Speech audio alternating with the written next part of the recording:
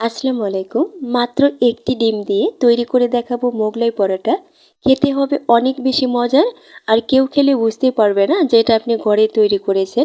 রেসিপিটি অনেক সহজভাবে শেয়ার করেছি, আশা করছি আপনাদের ভালো লাগবে। ফার্স্টেই একটি বাটিতে নিচ্ছি 1 কাপ ময়দা। এখানে ময়দার পরিবর্তে আটাও নিতে পারবেন। এরপর দিচ্ছি 1/4 চা চামচ লবণ, 2 টেবিল চামচ রান্নার তেল। এখন সব কিছু হাত দিয়ে ভালো করে মিশিয়ে নিতে হবে যেন তেলটা ময়দার সাথে ভালো করে মিশে যায়। তেল ভালো করে মিশিয়ে নেওয়া হলে এখন নর্মাল পানি অল্প অল্প করে দিয়ে একটা ডো তৈরি করে নেব।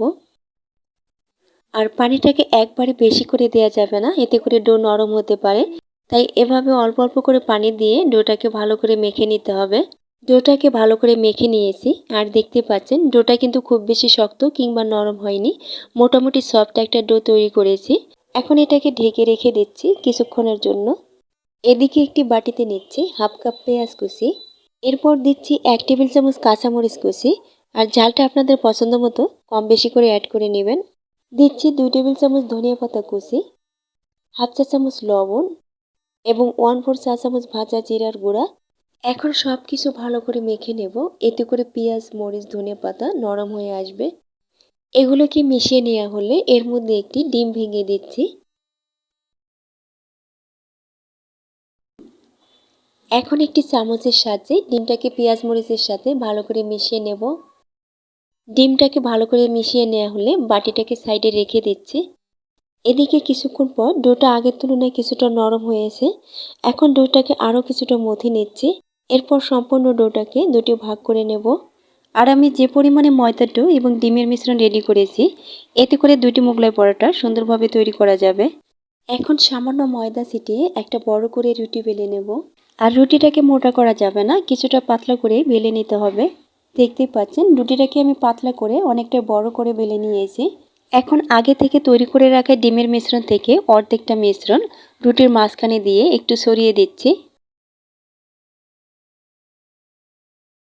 এরপর রুটিটাকে দুই পাশ থেকে উঠিয়ে পরোটার ভাঁজ দিয়ে দিচ্ছি। এরপর ডিমের মিশ্রণ থেকে ডিম হাতে লাগিয়ে ভাঁজের উপরে দিয়ে দিচ্ছি। এতে করে পরোটাটা ভাজার সময় ভাঁজটা আর খুলে যাবে না। এখন দুই পাশ থেকে উঠিয়ে ভাঁজ করে নিলেই একটি পরোটা ভাজার জন্য রেডি হয়ে যাবে। আর পরোটাটাকে এভাবে ভাঁজ করে নেওয়ার পর রেখে দেওয়া যাবে না, সরাসরি ভেজে নিতে হবে। তো ভাজার জন্য চলে যাচ্ছে এখন চুলায়। চুলায় তেল সহ প্যান বসিয়ে তেলটাকে মোটামুটি গরম করে নিয়ে পরোটাটাকে দিয়ে দিচ্ছি। আর পরোটাটা তেলে ছাড়ার সময় ভাজের অংশটাকে নিচে রাখতে হবে। চুলার আঁচটাকে মিডিয়ামে রেখেছি, আর তেলটাকেও মোটামুটি গরম করে নিয়েছি। বেশি গরম তেলে ছাড়া যাবে না, তাহলে এটাতে উপর দিয়ে কালার চলে আসবে এবং ভেতরে কাঁচা থেকে যাবে। এক পিঠ কিছুক্ষণ রেখে এটাকে সাবধানে উল্টে দিতে হবে। এখন এর মধ্যে কালার চলে আসা পর্যন্ত মিডিয়াম আঁচে দুই পাশে একটু ভেজে নেব। কিছুক্ষণ পর দেখতেই পাচ্ছেন পরোটাটা সুন্দরভাবে ফুলে উঠেছে এবং উপরে কালারও চলে এসেছে। এখন তেল থেকে এটাকে উঠিয়ে নেব। আর একইভাবে বাকি ডোটাকেও পরোটার শেপ দিয়ে তেলে ভেজে নিচ্ছি। পরের পরোটাটাও আমার ভাজা হয়েছে, আর আপনারা দেখে নিশ্চয় বুঝতে পারছেন যে মোগলাই পরোটাগুলো কতটা সুন্দর এবং পারফেক্ট হয়েছে। এখন আপনাদের কেটে দেখিয়ে দিচ্ছি, তাহলে বুঝতে পারবেন যে এর ভেতরটাও কতটা সুন্দর হয়েছে। দেখতেই পাচ্ছেন ভেতরে কিন্তু কোনো রকম কাঁচা ভাব নাই, একদম পারফেক্টভাবে তৈরি হয়েছে। আর এই মোগলাই পরোটা যদি আপনি কাউকে খাওয়ান, কেউ খেলে বুঝতেই পারবে না যে এটা আপনি ঘরেই তৈরি করেছেন। এটা এতটাই মজার এবং এতটাই সুন্দর ছিল। আশা করছি রেসিপিটা আপনাদের কিছুটা হলেও ভালো লেগেছে। আর ভালো লেগে থাকলে প্লিজ ভিডিওতে একটি লাইক দেবেন এবং চ্যানেলটিকে সাবস্ক্রাইব করে আমার পাশেই থাকবেন।